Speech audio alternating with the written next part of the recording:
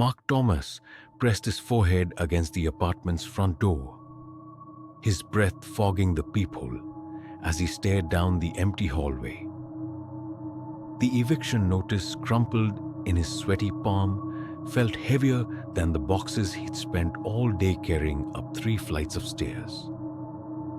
6 months behind on rent, his graphic design clients had dried up when his hands started shaking too badly to use a mouse properly.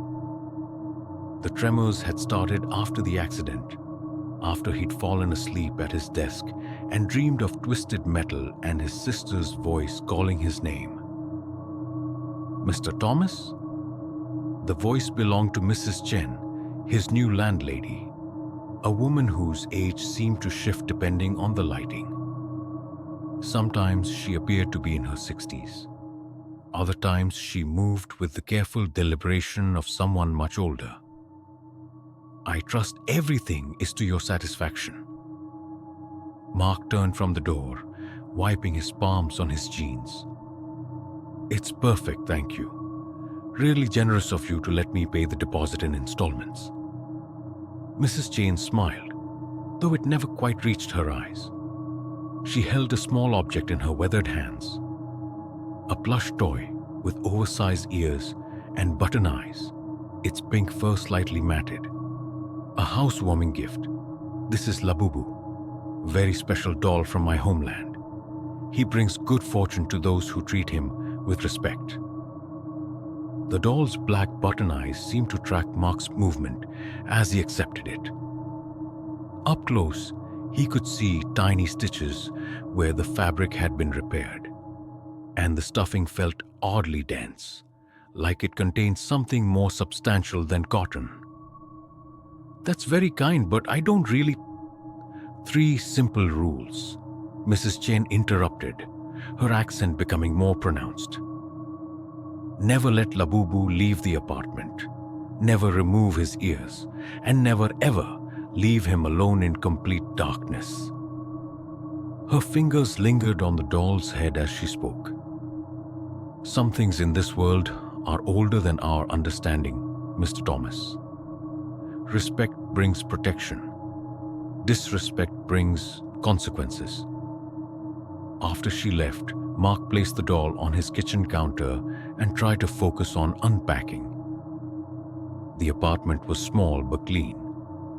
A studio with a Murphy bed, a kitchenette, and a bathroom barely large enough to turn around in.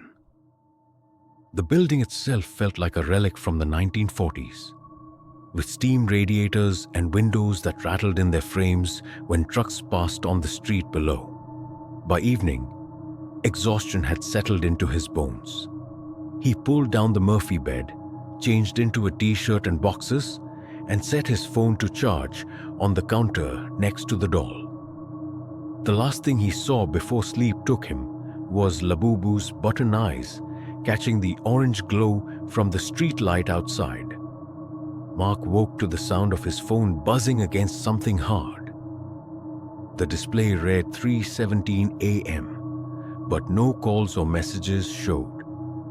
He stumbled toward the counter, his bare feet finding every cold spot on the hardwood floor. The doll was gone. He flicked on the overhead light, squinting against the harsh fluorescent glare. Labubu sat on the windowsill, his back to the room, button eyes reflecting the glass like tiny black mirrors.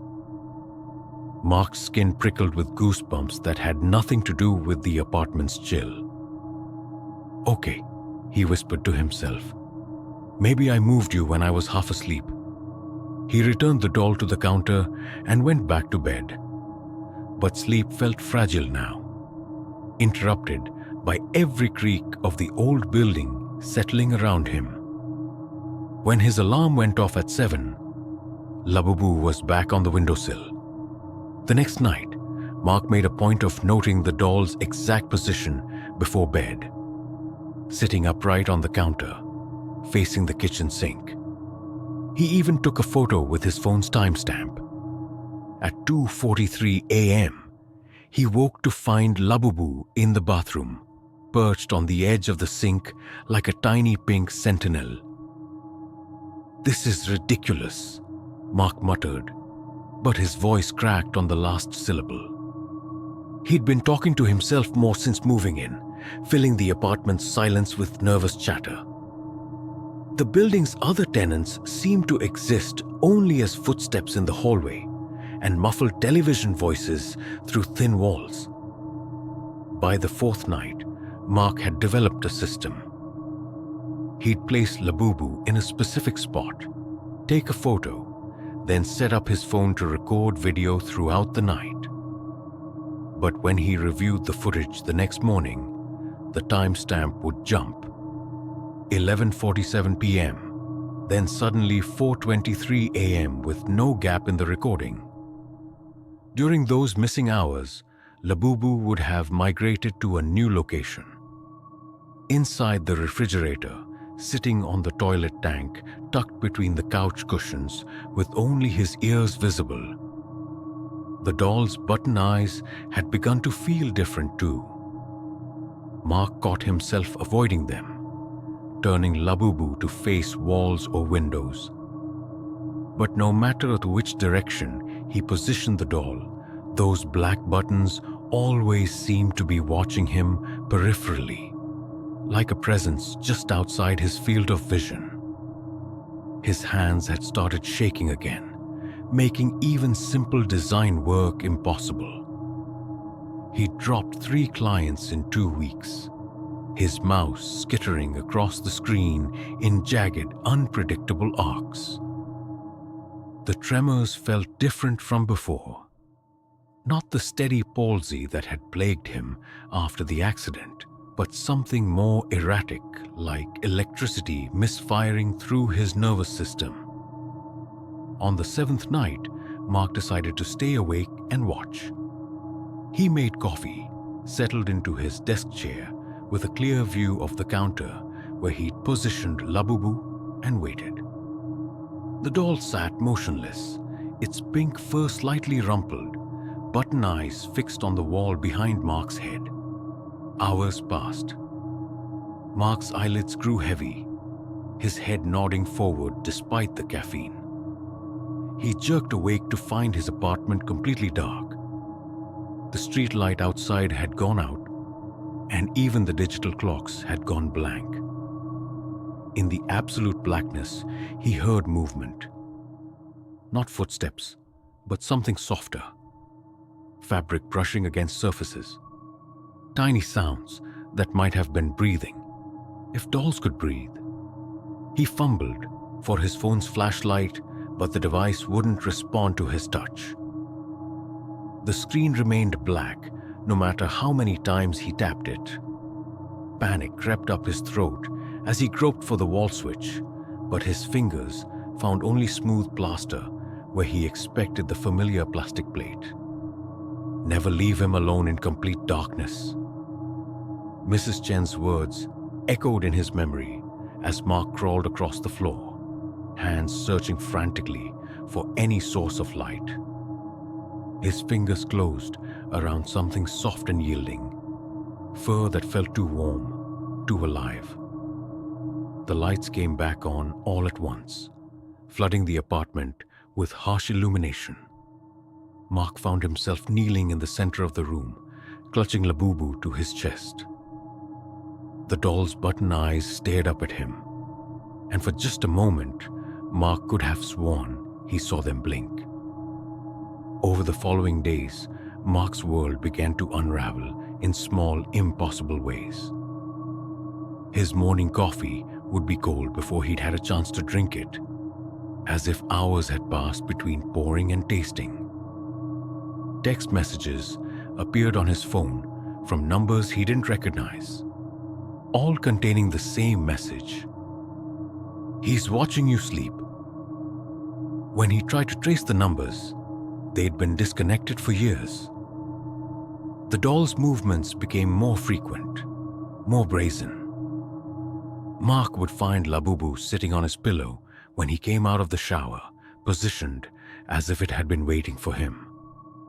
The pink fur felt different now, coarser, with an oily residue that transferred to Mark's fingers and wouldn't wash off. His neighbors began to complain about noises coming from his apartment. Footsteps pacing back and forth at all hours, they said. Furniture being dragged across the floor. But Mark lived alone, and he'd developed insomnia so severe that he rarely moved from his desk chair between sunset and dawn. Mrs. Chen appeared at his door on a Tuesday afternoon, her expression unreadable. "You look tired, Mr. Thomas. Labubu treating you well?" "The doll keeps moving," Mark said, not caring how insane it sounded. "Every night, it ends up somewhere different. And there are sounds, and my phone keeps getting these messages." "Ah." Mrs. Chen nodded, as if this made perfect sense. "You've been leaving him in darkness, haven't you? Complete darkness?" Mark's mouth went dry. "The power went out one night. I couldn't control it. Power doesn't go out in this building, Mr. Thomas. Not for 40 years. She stepped closer, and Mark caught a whiff of something medicinal, like camphor and old roses. "Labubu has been in my family for generations. My great-grandmother brought him from the old country, when spirits still walked freely between worlds. He's not just a doll. He's a vessel." "A vessel for what?" Mrs. Chen's smile held no warmth. "For things that need bodies to inhabit. Things that hunger for warmth and breath and beating hearts." She reached past Mark and picked up Labubu from his perch on the kitchen counter. The doll's head turned toward her with a subtle movement that made Mark's stomach lurch. "My family learned to appease him. Feed him small comforts. Never complete darkness. Never remove his ears where the spirits enter and leave. Never let him venture beyond his designated territory. But some tenants don't follow the rules." Mark backed toward the window, his legs trembling. "You can take him back. I don't want him anymore." "Too late for that," Mrs. Chen set the doll down gently, and Mark watched in horror as its button eyes rolled upward to focus on his face. "He's chosen you now. Can you feel it? The way your dreams taste different? How time slips away from you like water through your fingers?" She was right. Mark's dreams had become vivid, surreal landscapes where he walked through rooms that stretched infinitely in all directions. In these dreams, he wasn't alone. Something small and pink scurried just beyond his vision, always staying in his peripheral awareness. And when he woke, hours would have passed that felt like minutes, leaving him disoriented and exhausted. "There is a way to break the connection," Mrs. Chen continued, her voice dropping to barely above a whisper. "But it requires courage and sacrifice. Tell me." "The spirits that inhabit Labubu feed on isolation and fear. They grow stronger when their host withdraws from human connection, when they surrender to paranoia and despair." She gestured toward Mark's desk, where his computer sat surrounded by crumpled papers and empty coffee cups. "You're an artist, yes? Your hands create beauty." Mark looked down at his trembling fingers. The shaking had gotten worse over the past week, making even simple tasks like buttoning his shirt a frustrating ordeal. "I used to be. Before the accident. Before everything fell apart. The spirits fear creation most of all. They are creatures of entropy, of decay. But human creativity, true artistic expression that terrifies them." Mrs. Chen moved toward the door, then paused.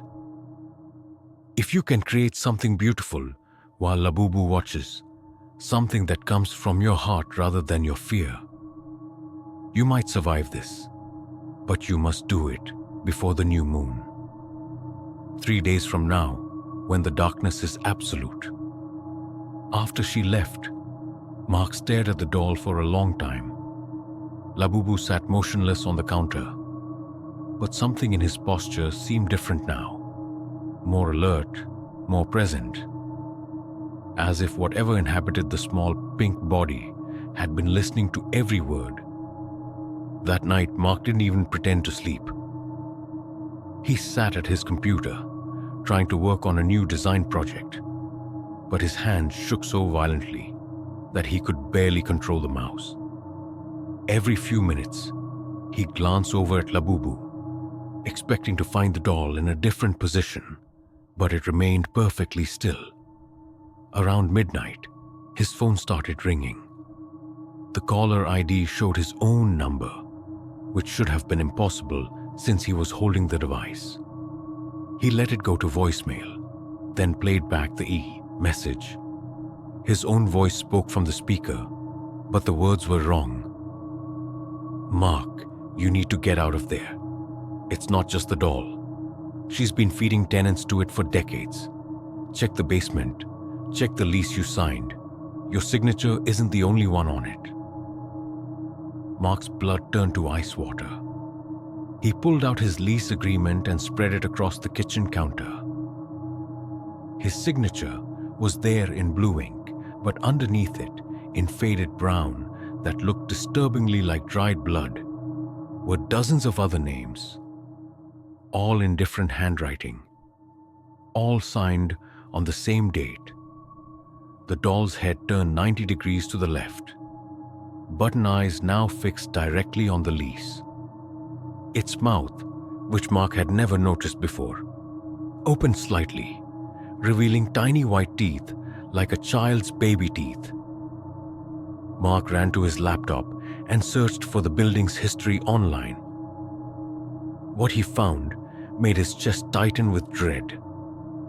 The Blackwood Apartments had been built in 1923 on the site of a tenement fire that killed 37 people. Since then, the building had averaged one unexplained disappearance every 18 months.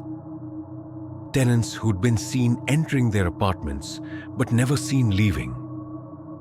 Their belongings would remain undisturbed. Their rent would somehow continue to be paid from their bank accounts. But the people themselves would vanish completely.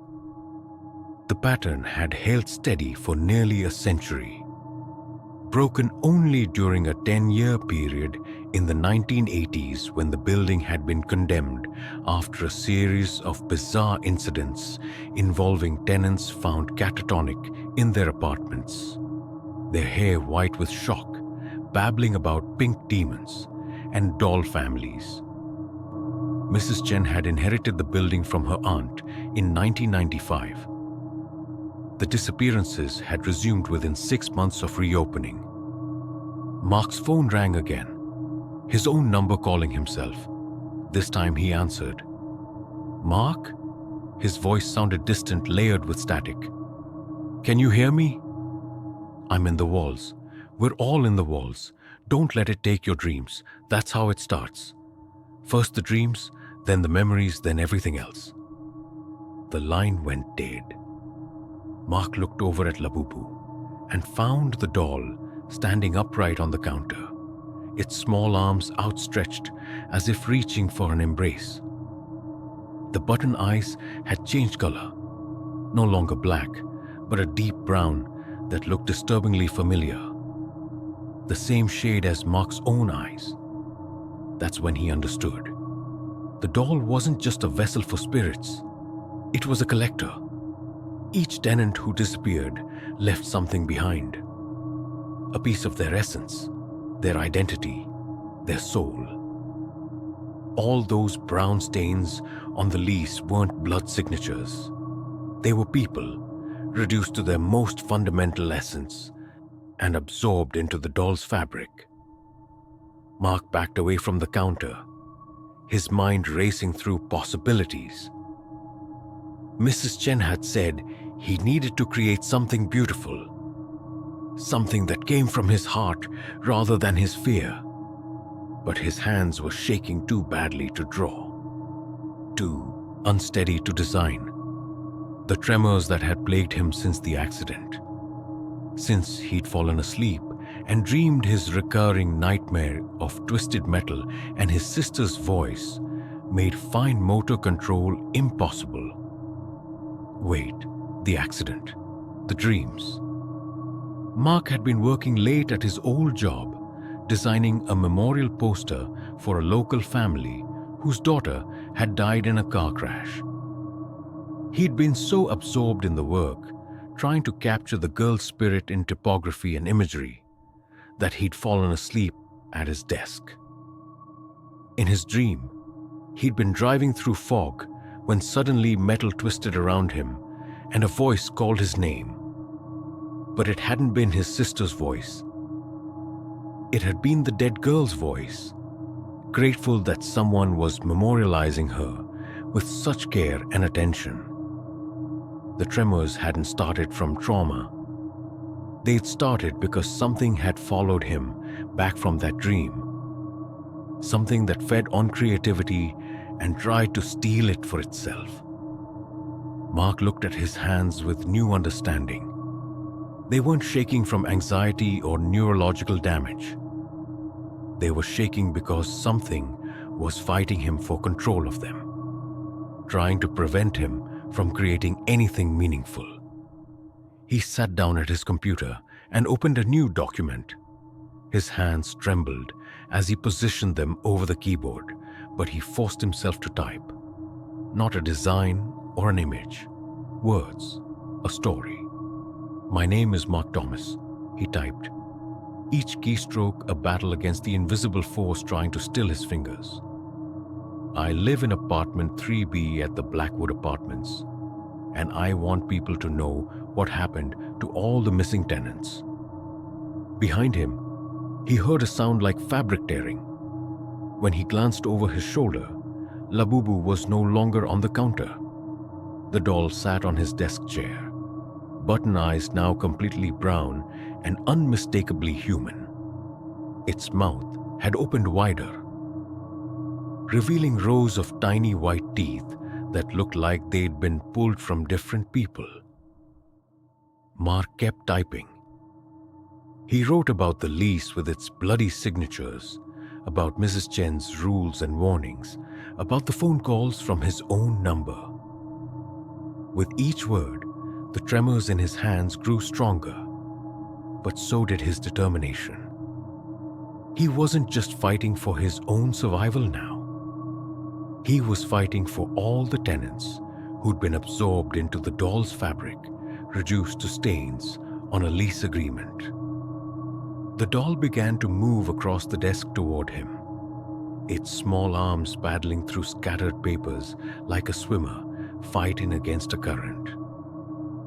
Its button eyes had become fully human now, and Mark could see dozens of different people staring out at him. All the missing tenants, trapped inside the pink fur prison. "I see you," Mark whispered as he typed. "All of you. You're not gone. You're just lost." He began writing their names, every signature he'd seen on the lease, every missing person mentioned in the building's history. As he typed each name, the doll convulsed slightly, as if something inside it was struggling to break free. The apartment's lights began to flicker. Mrs. Chen's voice echoed from the walls, speaking in a language Mark didn't recognize, but somehow understood. She wasn't just the building's landlady.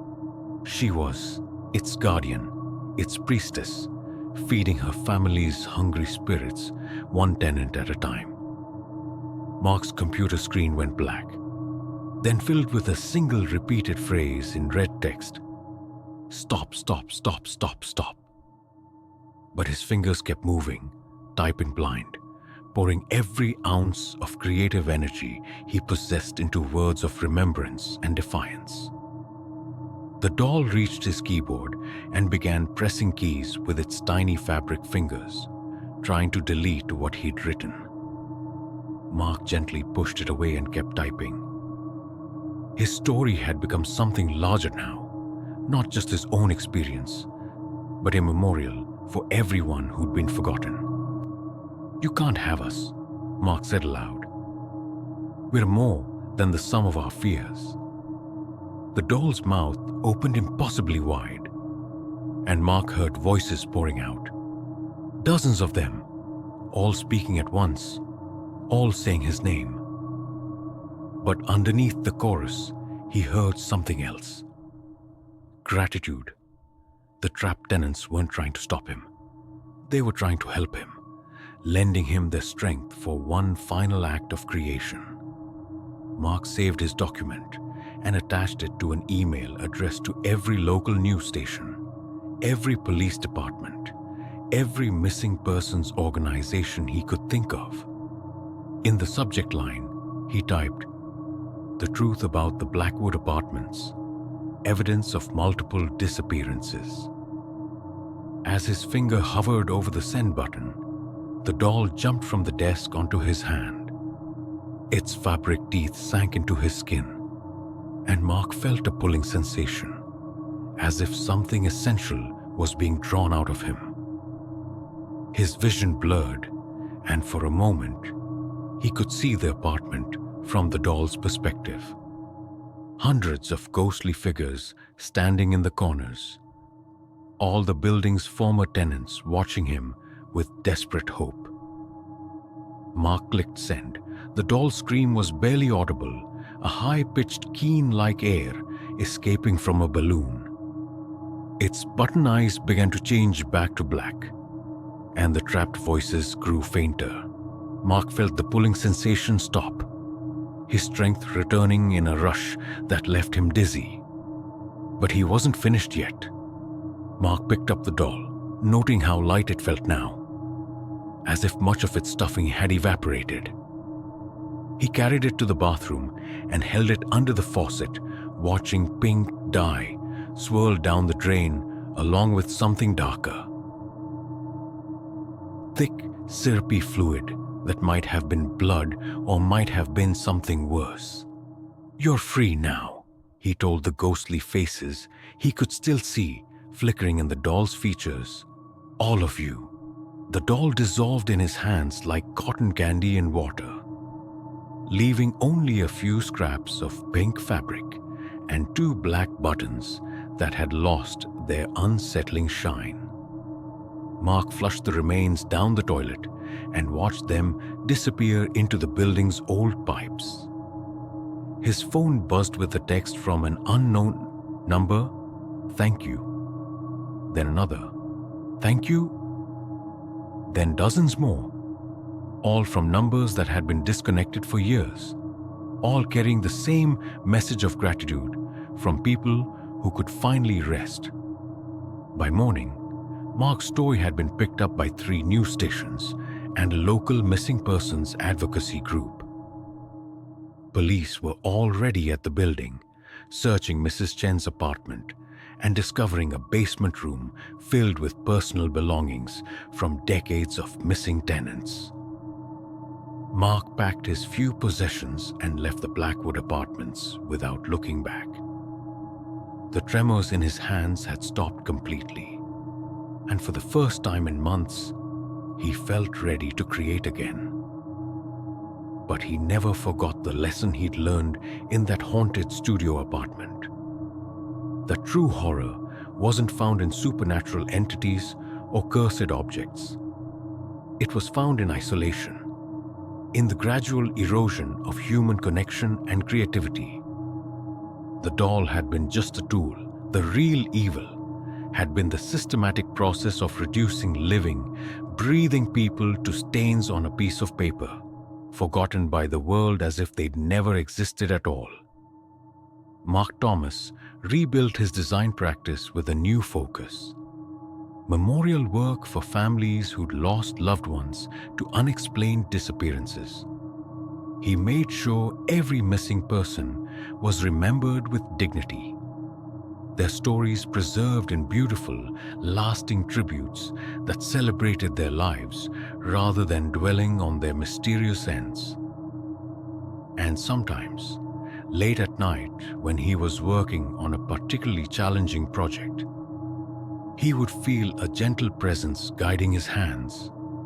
Dozens of grateful spirits, helping him create something beautiful from the ashes of their tragedy.